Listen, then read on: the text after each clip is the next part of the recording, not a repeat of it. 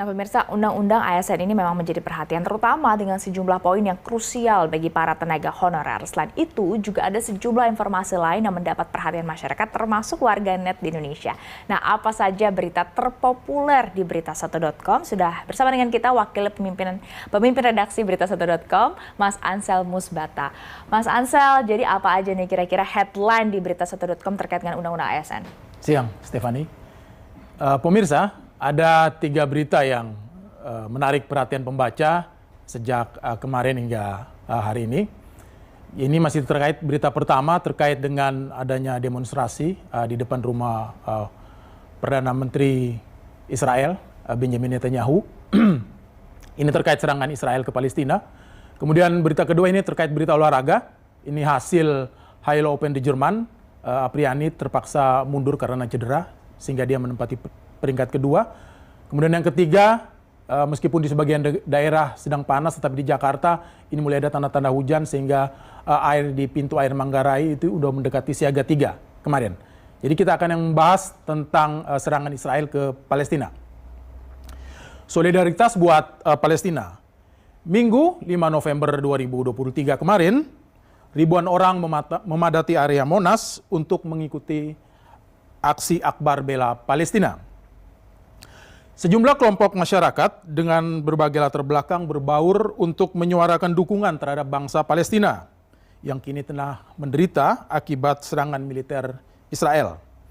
Tak hanya umat Muslim yang memadati kawasan Monas, umat non-Muslim seperti perwakilan umat Buddha dan Konghucu juga ikut bergabung dalam aksi solidaritas tersebut. Tak hanya masyarakat awam, pejabat negara seperti Menteri Luar Negeri Retno Marsudi dan Menteri Agama Khalil Yakut Qomas juga ikut bergabung, termasuk Ketua DPR Puan Maharani dan juga mantan pejabat negara. Tak hanya di Jakarta, aksi serupa juga digelar di berbagai daerah di Indonesia. Hal ini membuktikan kebersamaan bangsa Indonesia untuk mendukung Palestina. Selain aksi massa, pemerintah Indonesia juga mengirimkan bantuan bagi rakyat Palestina.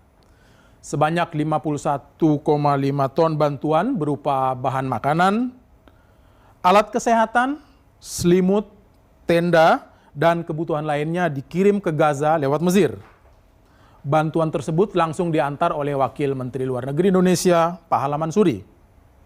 Kemarin, Indonesia kembali mengirimkan bantuan berupa alat-alat kesehatan. Pemerintah lewat lembaga Dana Kerjasama Pembangunan Internasional atau Indonesian Aid mengirimkan bantuan kemanusiaan tahap kedua untuk Palestina.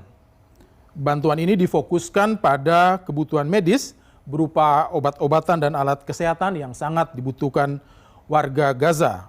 Bantuan tersebut bernilai sekitar 31,9 miliar atau sekitar 2 juta US dollar. Terkait sikap pemerintah Indonesia, Menteri Luar Negeri Retno Marsudi menegaskan kembali dukungan Indonesia.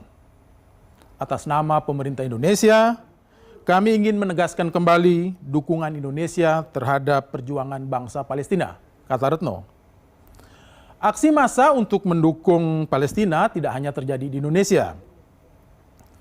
Hal serupa terjadi di sejumlah negara. Massa di Eropa seperti di Inggris, Prancis, Jerman, Italia, dan Turki, serta sejumlah warga negara di Amerika dan Senegal melakukan aksi mendukung Palestina dan mengutuk Israel. Bahkan di Israel sendiri, sejumlah massa berdemonstrasi di depan rumah Perdana Menteri Benjamin Netanyahu.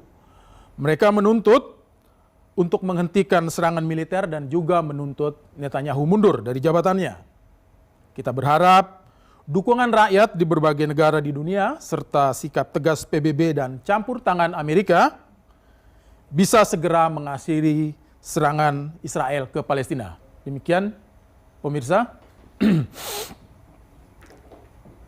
Oke, terima kasih Mas Ansel. Itu dia 3 headline ya yang kemudian menjadi isu yang paling banyak ternyata dicari oleh warganet di berita1.com. Terima kasih Mas Ansel penjelasannya. Siap.